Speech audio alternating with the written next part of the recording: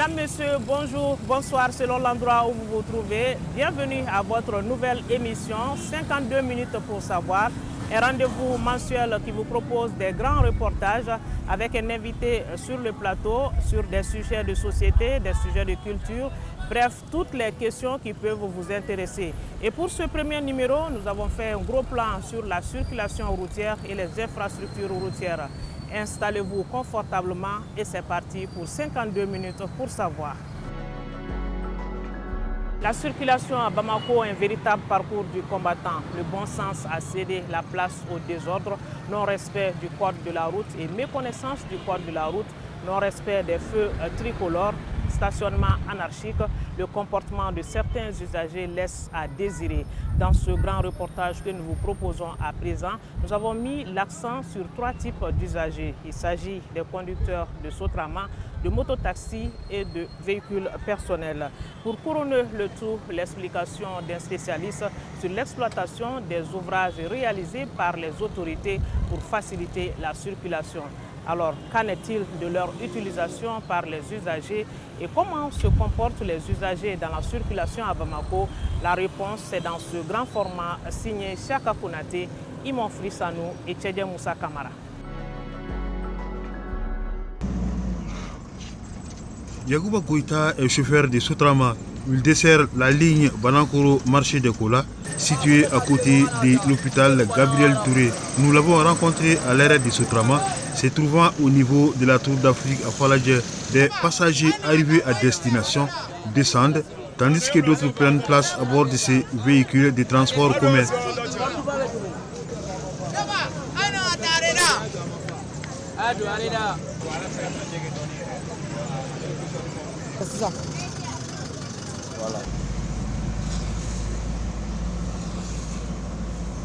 En 22 ans d'exercice, il n'a été impliqué que dans des accidents sur cet axe, une voie très fréquentée.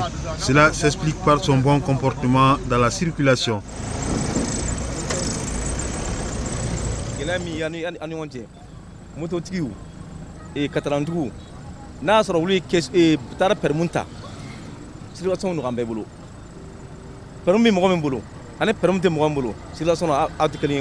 Bon, tita la diligan ko blasra ni mi ya famu bara mun ni mi ma famu sinon yene sam wari fly mol bolla ni so ga sien fla dron o fla la on sien kelon juma sien kelon la. Malheureusement, tous les usagers ne sont pas comme Yacouba Goïta. La plupart d'entre eux se comportent mal dans la circulation et sèment les désordres. Ces autres chauffeurs de Sotrama dénoncent les stationnements anarchiques.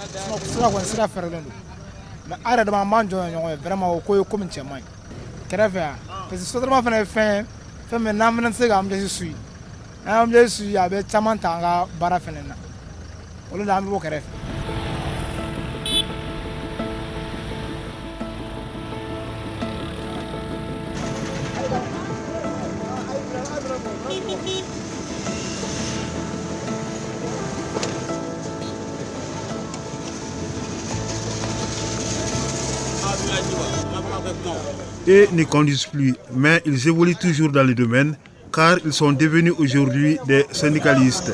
Chaque jour, ils se retrouvent ici à cette place pour organiser la rotation de la trentaine de Sotrama qui desservent les quartiers de Kalabankuru, Sabalibougou et Garantribougou à partir de la Tour d'Afrique. Ils ont des griefs contre certains usagers de la circulation.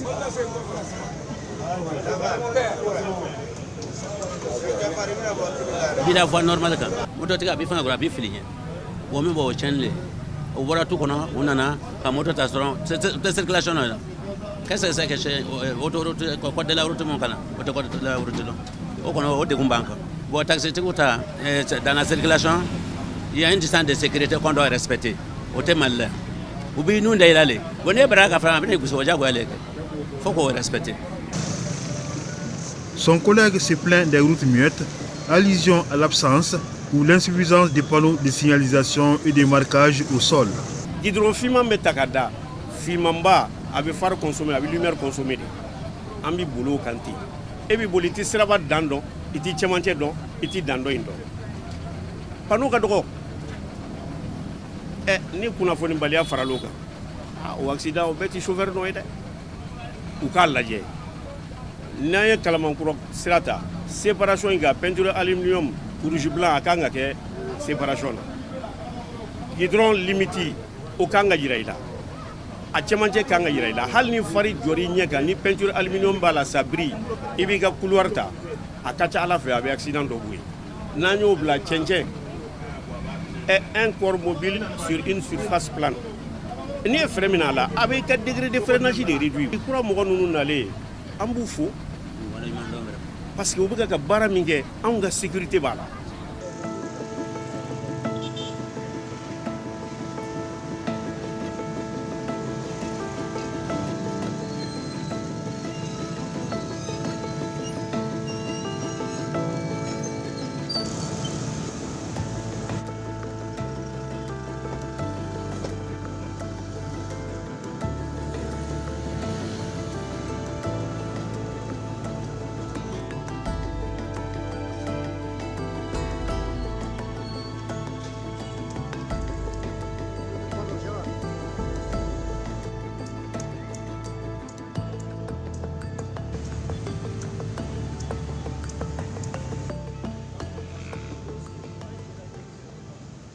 Sur l'axe Tour d'Afrique Raïda se trouve le carrefour du square Patrice Lumumba, du nom de l'ancien premier ministre congolais assassiné en janvier 1961, un carrefour très important dans le trafic à Bamako, car il comporte plus de 4 entrées principales, d'où l'installation de 23 lanternes de feu tricolores pour y réguler le trafic.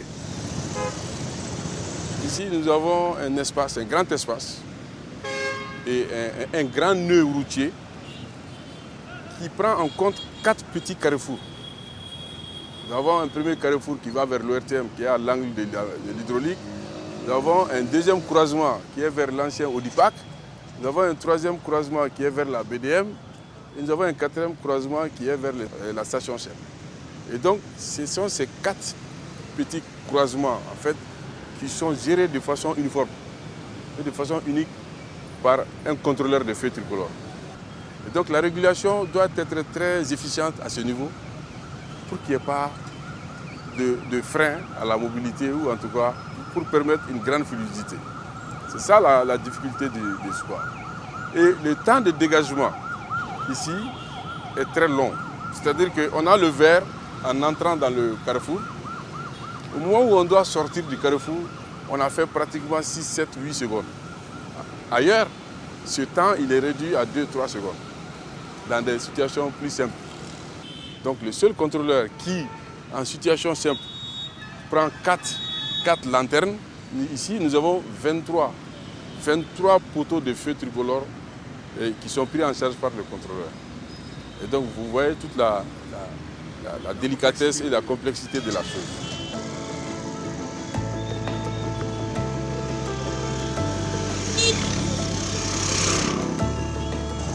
Une autre catégorie d'usagers, les conducteurs de mototaxis qui ont fait leur apparition dans la ville de Bamako il y a moins de 10 ans, d'où la prolifération des engins à 2 roues dans la capitale. Ils ont en commun avec les chauffeurs de Sotrama la course au gain. Adam Diallo en est un, lui qui a abandonné le commerce pour se lancer dans cette activité. Il reconnaît que beaucoup de conducteurs de mototaxis exercent ce métier sans formation, foulant souvent au pied le code de la route, non-respect des feux tricolores, circulation sur des voies automobiles, là où il existe des pistes cyclables. Taxi boli filɛ anw caman bɛ yen an bɔra burusi kɔnɔ ka na caman fana bɛ yen baara gɛlɛya olu bolo o donna mo taxi boli la n bɛ kuma i komi ne yɛrɛ parce que ne tun bɛ commerce kɛ bon baara gɛlɛyara n bolo n taa sugu la ça va pas nasɔngɔ yɛrɛ tɛ sɔrɔ terikɛ dɔ bɛ yen o de ko n ka mo taxi ta ni mo taxi ta n ye tile fɔlɔ kɛ n y'a ye n kɔni sɛgɛnna mɛ alhamdulilayi an ka gɛlɛya fɔlɔ o ye polisiw ye bon n'i y'o ta k'a la i b'a sɔrɔ o caman b'anw yɛrɛ de la.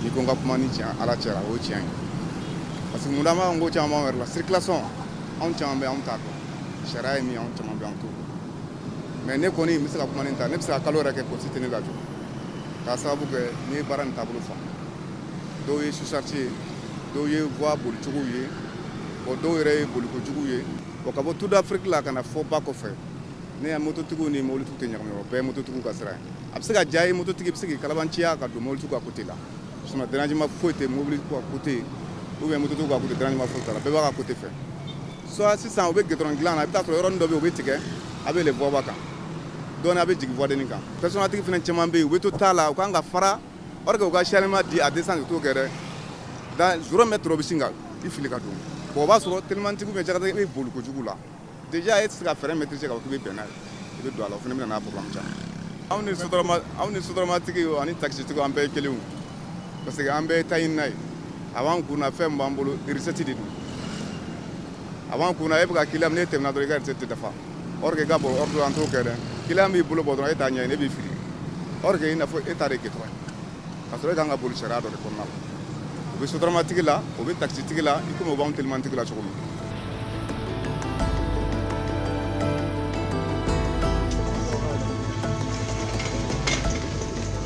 Salam alaikum.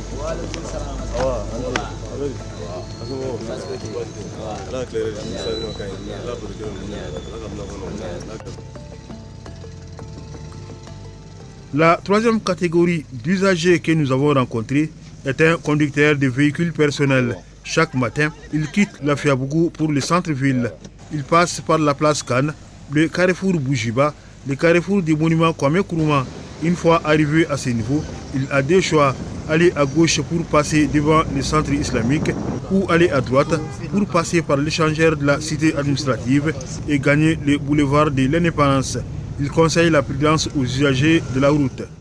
Bamakɔ circulation ye fɛn jateminɛba de n'a a ka kan kosɛbɛ surtout n'i bɛ Bamakɔ kɔnɔ i b'i yɛrɛ ka mobili boli min b'i ɲɛfɛ i b'o ka mobili boli min b'i kɔfɛ i b'o fana ta boli donc i b'i hakili to nin bɛɛ de la ka jateminɛba kɛ a la i taa cogo i boli cogo i fara cogo i jɔ cogo i ka nin bɛɛ kɔlɔsi i bɛ i n'a fɔ mɔgɔ wɛrɛ bɛ cogo min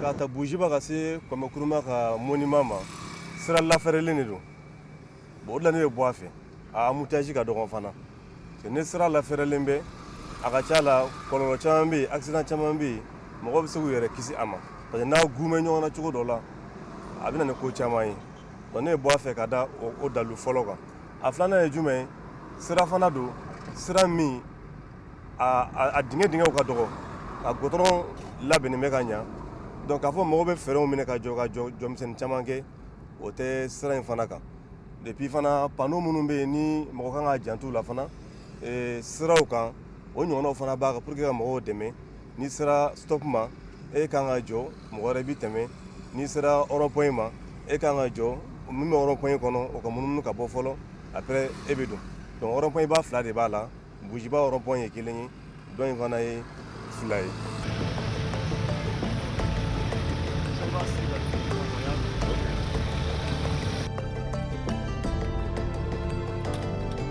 Cet autre conducteur de véhicules personnels qui habite aussi à la Fiabougou emprunte le même chemin que M.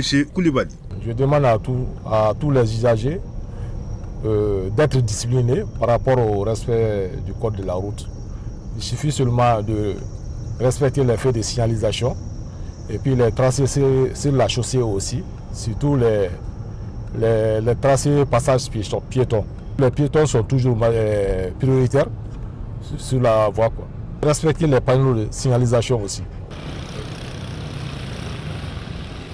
Presque chaque jour, les deux conducteurs passent par le carrefour du monument de l'Indépendance, un carrefour très fréquenté.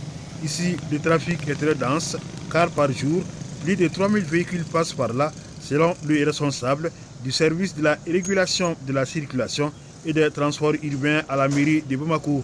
On a l'impression que ce carrefour a deux systèmes de régulation, les feux tricolores et les ronds-points, mais détrompez-vous, selon les spécialistes, ce sont les feux tricolores qui régulent la circulation. C'est un carrefour qui est régulé par des feux tricolores.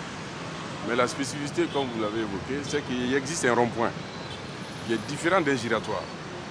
Et c'est le régime de priorité qui fait la différence entre ces deux systèmes. Le rond-point, il est là pour créer un stockage aux véhicules tournants. Vous allez observer que les véhicules qui sont dans l'anneau, à un moment donné, doivent s'arrêter pour laisser passer le trafic qui est croisé. Donc, et cet espace-là a été suffisamment conçu pour pour avoir une grande capacité de stockage, les permettre d'attendre. Donc quand on est dans l'anneau d'un rond-point, on n'a pas la priorité. C'est le contraire pour un giratoire. C'est ça, donc c'est le régime de priorité qui fait la différence entre ces deux systèmes. Les feux restent maîtres de la régulation. L'usager qui observe le vert est prioritaire jusqu'à sa sortie du carrefour. Sauf s'il fait le tour, donc en ce moment il fait un mouvement tournant à gauche. Et quand on tourne à gauche, on perd la priorité. Donc vous voyez, nous avons le feu rouge qui est affiché. Et nous avons la flèche jaune. Une grande innovation a été introduite au niveau de ces carrefours pour améliorer la fluidité de la circulation. Le virage à droite indiqué par une flèche jaune. Que les feux marchent, les usagers qui font le tour à droite ne doivent pas observer l'arrêt. Ils doivent continuer leur mouvement tout en restant prudents. Ils ne sont pas prioritaires, mais ils font une insertion en douceur, n'ayant pas la priorité. Donc c'est pour ça qu'il y a une flèche jaune qui est affichée là-bas en permanence pour dire qu'ils peuvent continuer leur chemin. Tout ça c'est pour un peu gérer la congestion et séparer les mouvements. Donc c'est une petite modification, c'est récent. Donc voilà, il faut les sensibiliser. Exactement, vous voyez ce mouvement. Malgré que les autres sont arrêtés, eux ils sont en train de continuer. C'est ça la normale.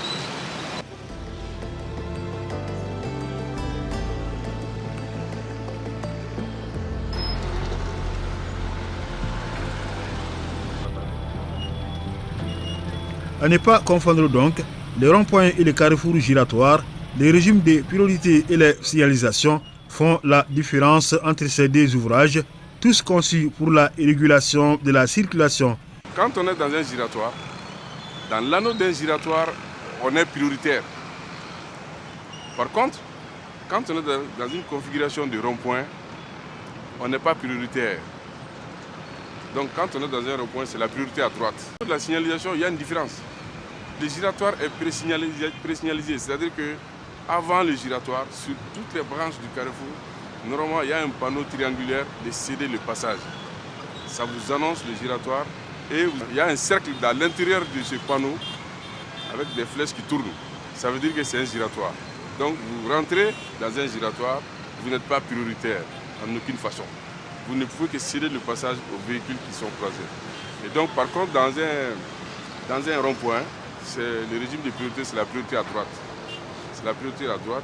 Donc, et ceux qui sont dans l'anneau du rond-point, ils sont obligés d'observer l'arrêt jusqu'à ce qu'il n'y ait pas de conflit avec un autre véhicule venant sur l'autre branche pour continuer leur chemin.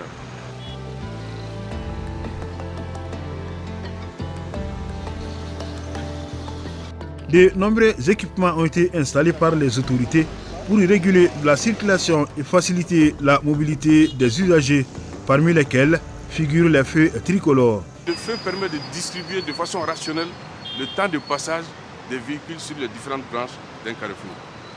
Et ça, dans le temps. Vous savez, souvent on peut observer au niveau d'un carrefour où le vert il dure 30 secondes sur une branche. Mais cette même branche, à des moments de la journée, ça peut aller 40, ça peut aller 30, ça peut aller 35. C'est selon les données du trafic, selon la charge du carrefour à l'instant T. Donc le trafic est régulé comme ça. Et ça, ce travail se fait avec un automate qu'on appelle contrôleur et qui donne des consignes au niveau des feux tricolores toute la journée. Nous avons des carrefours équipés en feu où le programme il change 6-7 fois dans la journée. Apparemment, les usagers ne s'en rendent pas compte, mais c'est ça la réalité. Donc le trafic du matin peut s'inverser dans l'après-midi. Et en heure de pointe, on peut observer un programme qui est un peu équilibré par rapport aux différentes branches. C'est en cela que le feu joue un très grand rôle et il y a cette souplesse-là de s'adapter aux données du trafic et à la politique de gestion de la circulation en ville. Quand les feux tricolores ne marchent pas, les agents de sécurité sont là pour réguler la circulation, comme c'est le cas ici au carrefour de la gare de Sokoningo.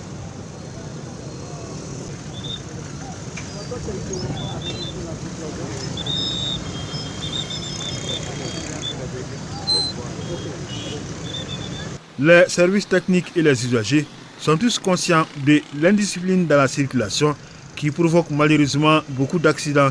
Ils en appellent à un changement de comportement, au respect du code de la route pour qu'il y ait moins d'accidents sur nos routes.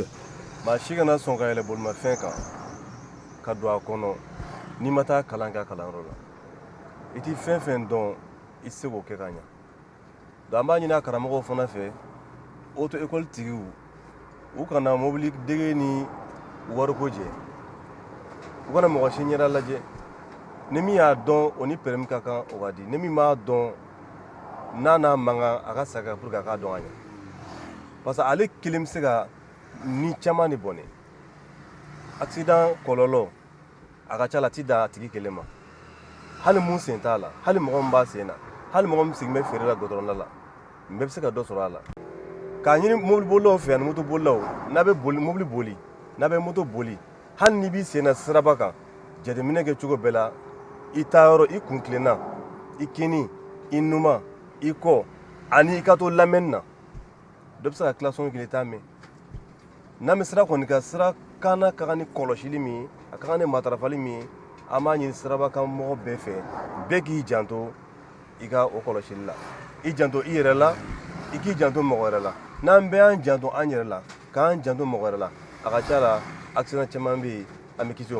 usagers doivent respecter strictement les consignes des feux tricolores. Ils ne doivent pas être pressés parce que ça dérange. On fait le rouge, il y a un temps de dégagement, c'est ce qu'on appelle le rouge intégral dans le jargon, où tout le monde a le rouge. C'est pour permettre à l'intérieur, ceux qui sont à l'intérieur du carrefour de sortir. Donc c'est de créer les meilleures conditions pour ceux qui doivent arriver. Même si c'est rouge partout, il faut attendre. C'est plus intéressant et ça permet d'être très efficace dans la régulation. Même pour la police, on est dit que on est testé. Hal sako do faruka testé ka. Hal sako do faruka mako la famille alika. Hal sako do fara fe joro te yoro police ka jo o joro la. Na mami ka efenge mu mai ani min kaka abo ofo. Na ne blasarali de kaka abo fatigi. Nani opana penalty de kaka abi penalty da kuna pour que aka don chien ore ngan janto ni kella ni ba ko fene yake. On constate ces dernières années une augmentation du nombre de véhicules et d'engins à 2 roues et 3 roues dans les districts de Bamako. Les infrastructures routières doivent suivre cette évolution.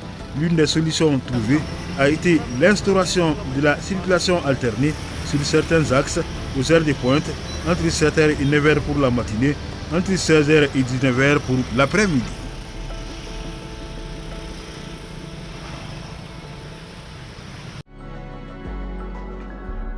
Nous sommes à présent à l'Agence nationale de la sécurité routière et nous sommes reçus par le directeur général Ousmane Ba Maïga, qui est donc l'invité de ce premier numéro de votre magazine 52 minutes pour savoir. On va rappeler que l'ANASER a pour mission de renforcer la sécurité routière et de contribuer à l'amélioration des conditions d'exploitation du réseau routier. Merci, monsieur le directeur, pour votre disponibilité. Vous venez de suivre ce premier reportage avec nous sur le comportement de nos usagers dans la circulation routière à Bamako. Nous vous donnons du fil à retordre. Dans ce contexte, comment vous arrivez à travailler et comment vous arrivez à assurer la sécurité routière? Effectivement, Chira, quand vous regardez la métropole de Bamako, c'est 70% du parc total national qui circule à Bamako. Bamako, c'est un peu 60% des accidents recensés sur le territoire national. Bamako, malheureusement, c'est également plus de la moitié des accidents mortels se passent donc dans Bamako, dans la ville de Bamako et ses environs. Ceci est dû en grande partie au fait que nous avons un parc hétérogène. Donc nous avons les changeurs à 2 roues, les changeurs à 3 roues, les véhicules, les poids lourds, les cyclistes, les charrettes, etc. Donc c'est cette configuration du trafic conjuguée donc à la forte congestion qui fait qu'aujourd'hui nous avons cette prolifération d'accidents de la circulation routière. Est-ce qu'il vous arrive des fois de sensibiliser ces usagers et si la sensibilisation ne suffit pas, est-ce qu'il ne faudrait pas aller vers la répression pour qu'il y ait plus de discipline, si on peut le dire ainsi, dans la circulation? Effectivement, vous savez, chaque année nous signons donc 2 conventions, une convention avec la police nationale pour faire donc des contrôles de sensibilisation dans toutes les grandes villes du Mali, mais également une autre convention avec la gendarmerie nationale, ça c'est pour le réseau interurbain et international. Ce que nous faisons avec la police au niveau urbain, dans un premier temps, nous faisons des contrôles de sensibilisation au niveau des carrefours. Nous essayons donc de faire en sorte que les usagers de la route puissent comprendre les dangers de la sécurité routière, donc modifier leur comportement pour avoir donc des comportements plus responsables dans la circulation routière. Et au BG, nous faisons également des contrôles de sanctions. Donc parallèlement à ça, nous faisons au niveau de la NASER des campagnes de sensibilisation ciblées, notamment nous faisons des campagnes de sensibilisation sur les facteurs de risque. Récemment, nous avons fait une vaste campagne de sensibilisation sur le port de casque de protection. D'ailleurs, c'est ce qui a permis aujourd'hui à ce que les mototaxis et les tricycles, lors du dernier sondage, qui était à un taux de 20% du port de casque, se retrouvent aujourd'hui à un taux de plus de 60% du port de casque, sur une moyenne nationale de 19%. Et donc, nous faisons également des campagnes de sensibilisation orientées vers ce qu'on appelle les facteurs de risque. Quels sont les facteurs de risque? Il y a d'abord l'usage du téléphone au volant. Il y a la conduite, malheureusement, en état alcoolique ou l'effet des stupéfiants. Nous avons également le port de la ceinture de sécurité. Nous rappelons que le port de la ceinture de sécurité est désormais obligatoire aussi bien en rase, campagne qu'en ville, à la faveur du nouveau code de la route qui a été adopté en 2023. Donc nous faisons également des activités de formation. Donc voilà un peu les actions que nous faisons sur le terrain pour vraiment améliorer la sécurité des usagers de la route. Et vous êtes aidé par la police dans ce cas précis? Nous sommes beaucoup aidés par la police et nous sommes également aidés par la protection civile, notamment lors de nos formations, parce que nous intervenons en amont vers la prévention, mais nous intervenons également pour que l'accident, une fois qu'il survient, ne puisse pas s'aggraver. Et pour que l'accident ne s'aggrave pas, il y a une certaine mesure qu'il faut mettre en place. Donc nous avons constitué un répertoire des bons samaritains. Donc la protection civile nous aide à former les usagers de la route sur les gestes du premier secours. Quand il y a un accident, quels sont les gestes à mettre en place pour que l'accidenté puisse survivre jusqu'à l'hôpital et sans problème. Donc la protection civile également nous aide beaucoup à faire cette sensibilisation-là. Vous l'avez évoqué, le nouveau phénomène, c'est avec les mototaxis. Comment vous arrivez à encadrer ce secteur aujourd'hui? Est-il encadré? Bon, il faut reconnaître que les mototaxis, leur apparition, c'est un peu récente, c'est en 2020. Aussi bien les mototaxis que les tricycles, leur circulation est encadrée par des arrêtés municipaux du maire du district de Bamako. Pour accompagner donc cette mesure-là, qu'est-ce qu'on a fait? Dans un premier temps, le ministère des Transports et des Infrastructures a lancé une vaste opération d'immatriculation de ces motos-là et de délivrance des permis à leurs conducteurs. Et donc, après ces mesures, nous faisons des formations, comme je l'ai dit, et des sensibilisations sur les facteurs de risque, mais également nous faisons des contrôles sanctions, parce que malheureusement, ce qu'on a remarqué, c'est que ces mototaxis-là font des supports A3, A4, qui sont donc des actes qui sont punis donc par la réglementation en vigueur. Est-ce qu'il ne faut pas faire plus à ce niveau? Dans un premier temps, il faut encadrer donc leur circulation. C'est ce qu'on a fait. Et aujourd'hui, d'ailleurs, il y a une commission qui a été mise en place par le Conseil national de transition, notamment la commission des travaux publics, qui est en train de réfléchir sur les textes à mettre en place pour mieux encadrer encore ce secteur.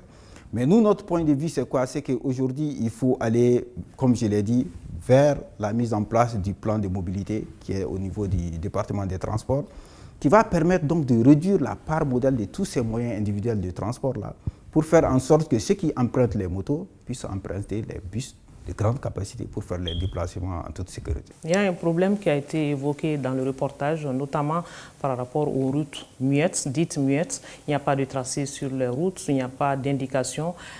C'est ce qui serait à la base de beaucoup d'accidents de la circulation. Quel est le remède à ce niveau, au niveau de la NASER? Maintenant, vous remarquerez que toutes les nouvelles constructions intègrent donc les différents modes de transport. C'est-à-dire quand on construit les routes, on essaye de laisser la place aux piétons, la place aux cyclistes, la place aux véhicules, en séparant même les véhicules lents des véhicules qui vont un peu plus vite. Tout ça procède donc de la volonté du département des transports de faire en sorte qu'il n'y ait pas des accidents de la circulation routière. Donc notre politique nationale de transport et des infrastructures de transport et des enclavements prône même à ce qu'aujourd'hui, on ne puisse pas faire une route qui ne tienne pas compte des différents modes de transport. Donc, de mon point de vue, nous avons des bonnes routes. Maintenant, s'agissant de la signalisation routière, il faut que les usagers de la route aussi nous aident Parce que ce qui se passe, c'est que souvent les signaux sont arrachés. Il y a des accidents qui font que, souvent, des heures tardives qui font que, bon, on ne voit pas les auteurs de ces accidents-là. Donc, il faut constamment remplacer cette signalisation-là. Mais dans tous les cas, nous faisons en sorte que la police routière soit présente au niveau de toutes les artères pour réguler la circulation, pour orienter les usagers de la route. Intéressons-nous à présent aux infrastructures qui aident les usagers à circuler. Et à ce niveau, ce qu'il faut retenir, c'est que le Mali a 6500 km de routes bitumées, dont 350 km pour le district de Bamako. Et les routes sont classées en 4 catégories et selon des critères bien définis. Nous avons donc des routes nationales, des routes locales, des routes régionales et des routes communales. Le grand projet routier actuel est l'aménagement d'un tronçon reliant la route nationale Bamako-Koulikoro. L'aménagement concerne la section allant du rond-point du Grand Hôtel au carrefour de Boulkassomougou. Une partie sera réalisée en 2 fois 2 voies et l'autre en 3 fois 3 voies. Nous allons vous amener également à faire un tour au viaduc de Yirimadjo, destiné à rendre plus fluide la circulation à ce niveau. Les détails, c'est dans ce deuxième grand reportage et nous retrouvons Siaka Konaté, Imon Frissanou, Tchedje Moussa Kamara avec la voix de Barakissa Ouattara. Les images de drone sont signées Moussa Silla.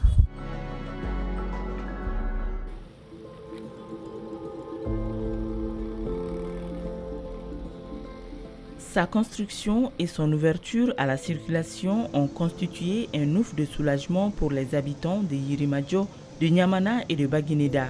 Inauguré le 15 novembre 2021, le viaduc de Yirimadjo permet de fluidifier la circulation, d'éviter les embouteillages sur le tronçon de la route nationale 6 reliant la Tour d'Afrique au quartier de Yirimadjo.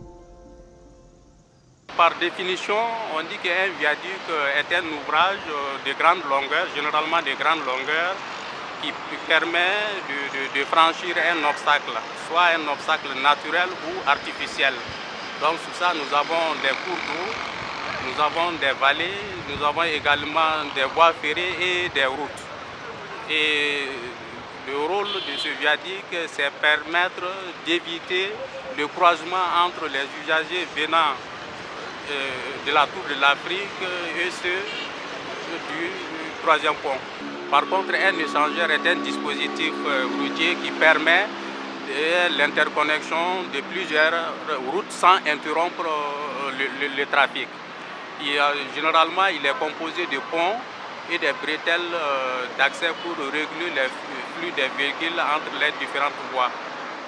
Donc, vous pouvez un peu remarquer un peu la différence. Par exemple, si on prend ce viaduc-là, les usagers venant du troisième pont n'ont aucune possibilité de passer au-dessus du viaduc. Par contre, dans le cas d'un échangeur, on peut offrir la possibilité à ces usagers de passer par le dessus à travers des bretelles d'accès.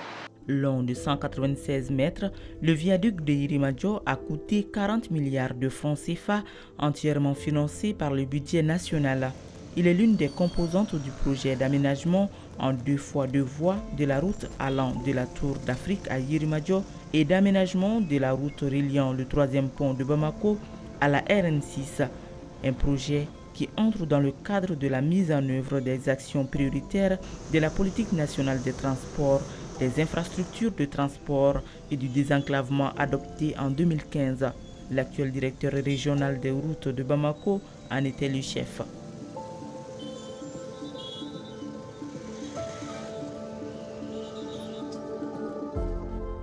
L'aménagement de la section Tour d'Afrique et Yirimadjo est aménagé en 2 fois 2 voies sur une linéaire de 6,5 km. Le profil en travers type comprend une chaussée de 7 mètres de largeur pour chaque sens de circulation. Nous avons une bande d'arrêt d'urgence de 2,50 m de part et d'autre de la chaussée. Nous avons également une piste cyclable de 2,50 m qui permet d'isoler les motocyclistes de la chaussée principale. Nous avons également un trottoir pour les piétons de 2 mètres de largeur. Et nous avons également un terre-plein central de 2,50 m qui permet de séparer les 2 sens de circulation. S'agissant viaduc, c'est un ouvrage long de 200 mètres linéaires environ, dont la structure du tablier est composée d'une poutre en béton post précontrainte et surmontée d'une dalle de compression. Donc le tout repose sur une fondation superficielle avec des semelles.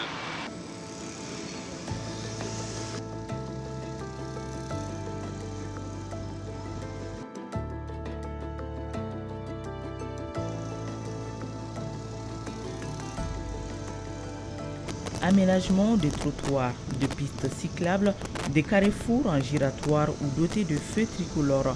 Rien n'a été oublié pour réguler la circulation et faciliter la mobilité des usagers de cette voie très fréquentée qui relie la ville de Bamako à celle de Ségou.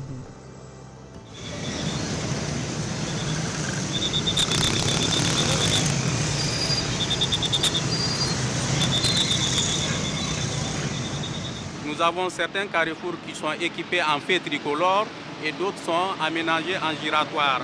Donc nous avons le carrefour de la Cour suprême, c'est équipé en feux tricolores. Nous avons le carrefour de la Cour d'appel qui est équipé non seulement en feux tricolores mais aménagé en giratoire également. Il y a également le carrefour en face de la station EDS qui est équipé en feux tricolores et le carrefour au niveau du stade du 26 mars qui est équipé en feux tricolores. Et enfin, nous avons également un giratoire sous le viaduc.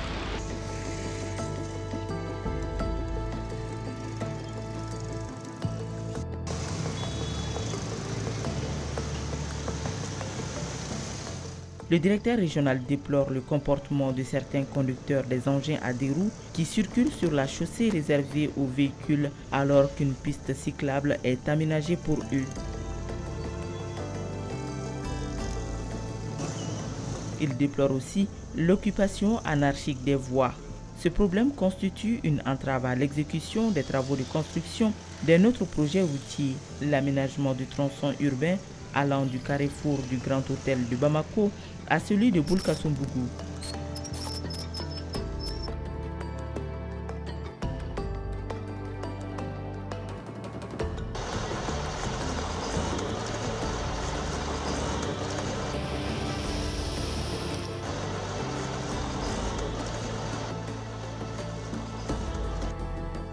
Lancé le 16 juillet 2024 par le président de la transition, général d'armée Assimi Goïta, les travaux consistent à aménager une partie du tronçon en 2 fois 2 voies et l'autre en 3 fois 3 voies.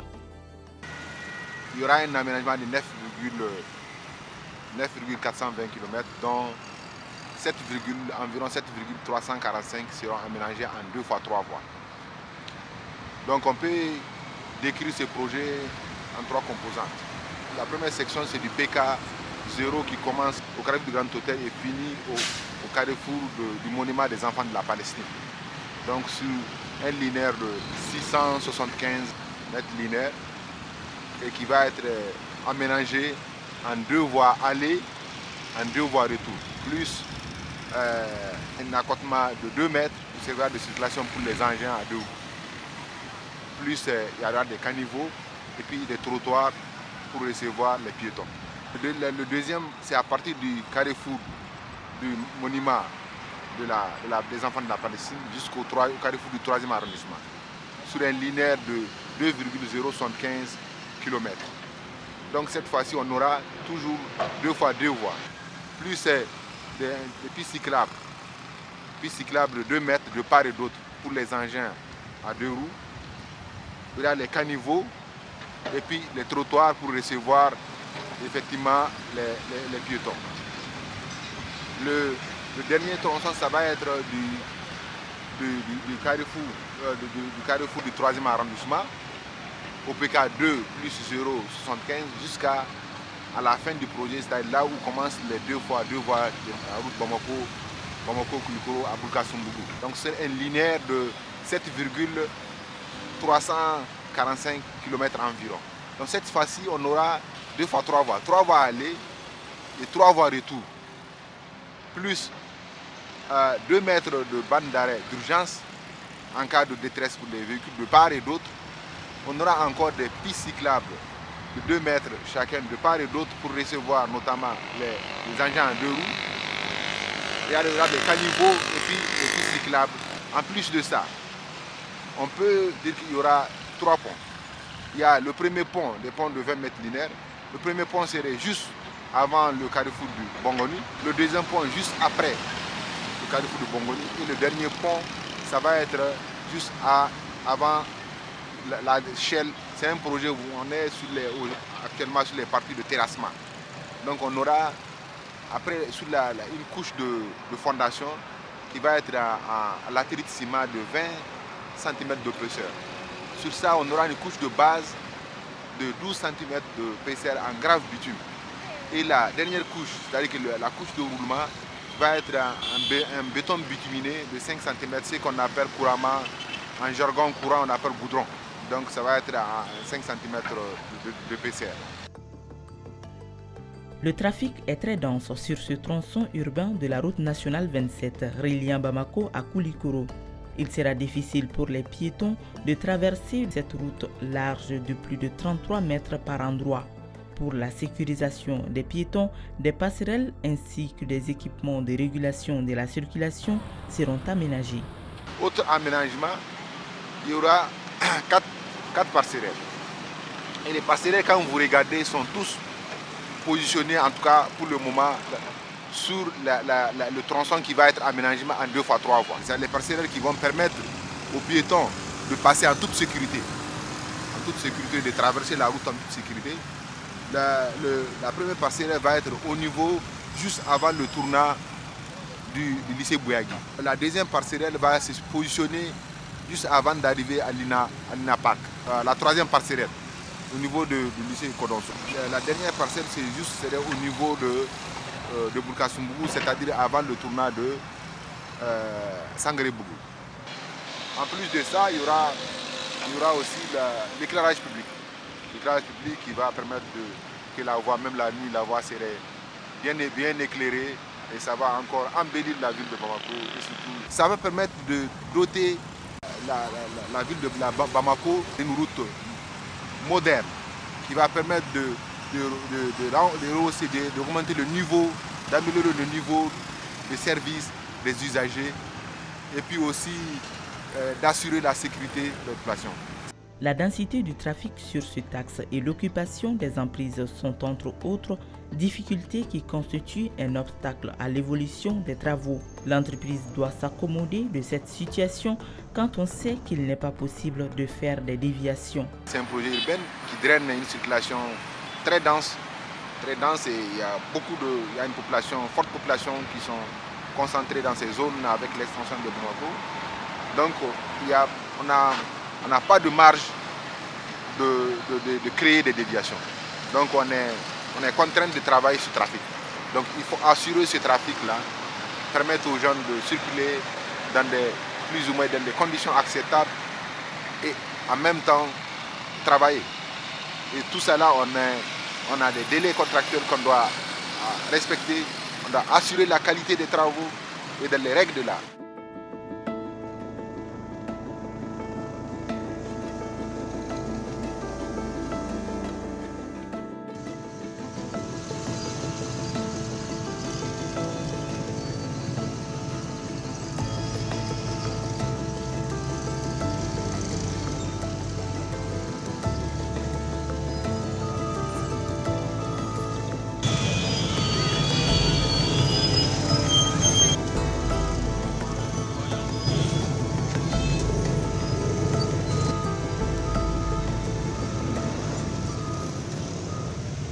De ce micro-là pour en tout cas demander l'indulgence des riverains, l'indulgence des usagers de la route.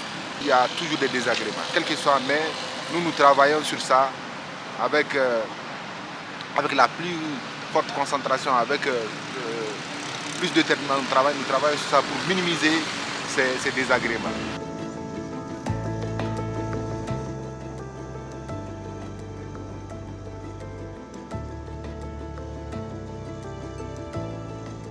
À ce jour, le Mali compte 6500 km de routes bitumées, dont 350 km pour le district de Bamako, des routes qui sont classées en 4 catégories selon des critères bien définis: route nationale, route régionale, route locale et route communale. Pour les routes bitumées, les critères, c'est qu'une route nationale, dans un premier temps, doit réunir 2 régions. Un deuxième critère de classement d'une route en route nationale, c'est une route qui peut relier un chef-lieu de région et un cercle. Et dans le classement des routes nationales, on a tenu compte aussi du fait qu'un tronçon de route, s'il appartient à une route intra-africaine, c'est-à-dire au niveau de l'Union africaine, il y a eu un classement des routes inter-États. Si un des tronçons fait partie de ce réseau de routes africaines ou communautaires, cette route-là est généralement classée route nationale. Pour les routes régionales, c'est des routes qui relient généralement 2 cercles, ou bien un chef-lieu de cercle et un cercle. Pour les routes locales, c'est des routes qui relient 2 communes, ou bien un chef-lieu de commune et une commune. Pour les routes communales, c'est des routes qui relient 2 communes, ou bien un chef-lieu de commune ou un village. À Bamako, il y a beaucoup de routes nationales qui prennent origine dans la capitale. La route nationale 3, qui commence au carrefour de la place de la Liberté et qui passe sous les passages supérieurs du cinéma Babemba, traverse les quartiers de Badialan, de Ngomirambougou, de Samé. Aujourd'hui, il est difficile de circuler sur cette RN3 à cause de son étroitesse et de l'occupation des emprises.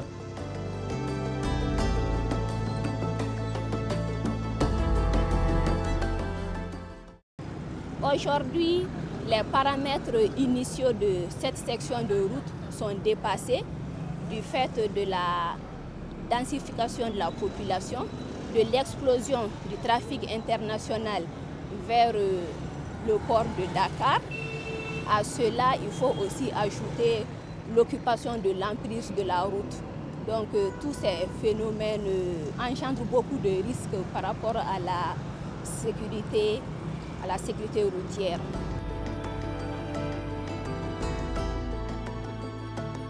Elle a besoin d'être aménagée pour améliorer la circulation.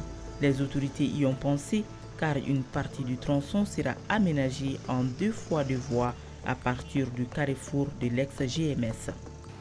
Aujourd'hui, si on se réfère au classement, les routes nationales, généralement c'est des routes qui ont des emprises qui doivent avoir 80 mètres. Mais il faut faire attention parce que la définition des emprises des routes est venue après le lotissement urbain.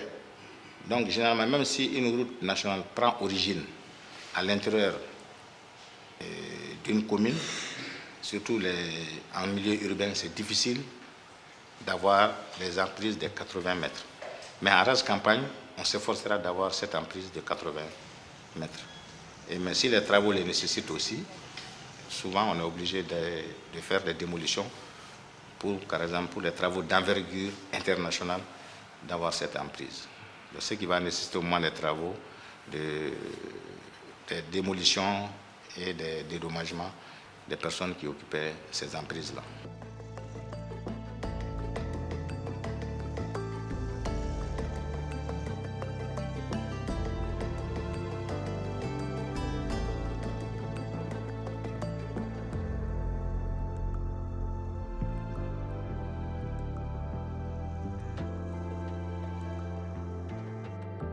La route ne va pas rester dans cet état, mais on est en train de faire un aménagement progressif. Parce que vous avez peut-être eu l'information, on vient de lancer les travaux de la route Bamako-Koulouba-Kati. Cette route-là, qu'on appelle la route du bas, comme les gens disent comme ça, parce que la route du haut, ça passe par Koulouba. Donc cette route-là sera aménagée en 2 fois 2 voies. Donc on aura besoin de l'emprise d'une route nationale à cet endroit, du faire qui se peut.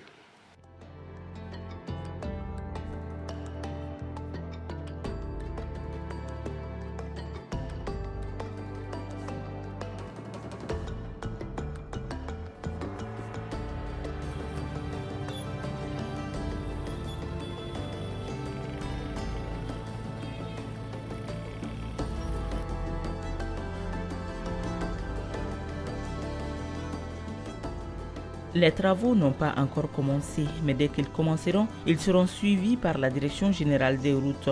En effet, celle-ci a un grand rôle à jouer dans l'élaboration, l'exécution et le suivi des projets routiers, ainsi que dans l'entretien des routes. En plus de la construction des routes et des ouvrages d'art, nous sommes chargés aussi de leur entretien. Donc dans le système, l'organisation actuelle de l'entretien, il y a 3 grandes structures qui interviennent. La Direction générale des routes, effectivement, l'agence d'exécution des travaux d'entretien routier appelée AGEROUTE, et il y a l'organisme de financement qui est le fonds d'entretien routier qu'on appelle FERMALI. Il y a d'autres structures qui viennent en appui, notamment il y a la cellule des travaux routiers d'urgence qui travaille en régie pour le compte de l'État, et nous avons le laboratoire national chargé du CNRS de BTP, Centre national de recherche d'expérimentation en bâtiment et travaux publics, qui est là pour faire les essais des laboratoires.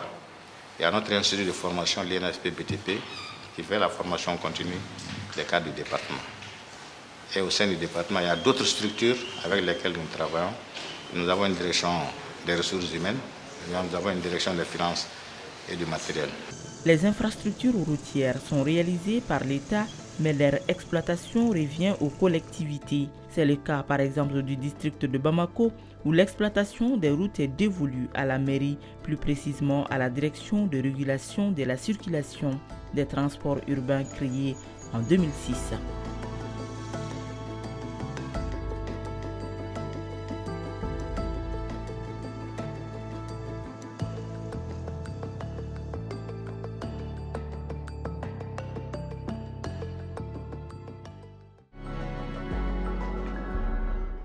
Monsieur le directeur, nous avons suivi tout à l'heure dans ce reportage par rapport aux infrastructures le viaduc à Yirimadio qui est salutaire à ce niveau pour la fluidité de la circulation. Mais le problème, c'est le marché. Et quel est le remède à ce niveau prôné par l'ANASER? Effectivement, vous savez, le viaduc a été aménagé pour permettre donc la fluidité du trafic. Mais il se trouve que dès sa mise en circulation, on a remarqué effectivement que le marché s'est déplacé pour venir sur la route. Dans un premier temps, nous avons travaillé beaucoup avec les autorités municipales, notamment la mairie de Yirimadio, pour sensibiliser les usagers de la route, les commerçants détaillants. Et nous sommes même allés jusqu'à leur donner des sommations. Nous avons procédé souvent à des contrôles routiers inopinés.